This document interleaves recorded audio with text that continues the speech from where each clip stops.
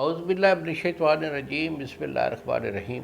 شروع اللہ تعالیٰ کے بابرکت اور پاک نام سے، جو اپنے بندوں پر بہت ہی زیادہ اپنے حبیب پاک کے صدقے ہمیشہ سے ہم سب پر رحمت خاص فرمانے والے ہیں۔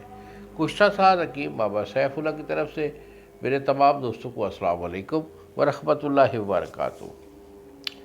جی تو دوستوں، میں آج آپ کو ہیلتھ ٹپ میں ایک بہت اچھا سا اور بڑا معقول سا خوراکی طور پہ ایک نسخہ بتا رہا ہوں۔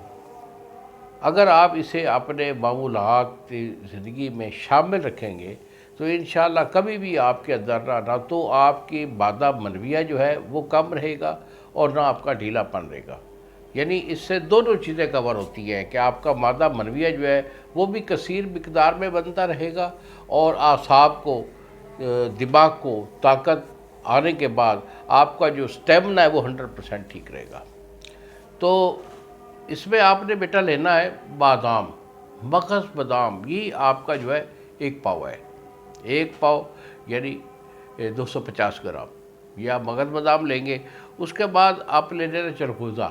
چلغوزہ آپ کا جو ہے وہ 250 گرام ہے۔ 2 چیزیں ہو گئی۔ تیسری چیز ہے پستہ۔ پستہ آپ نے لینا ہے 125 گرام۔ 3 چیزیں ہو گئی۔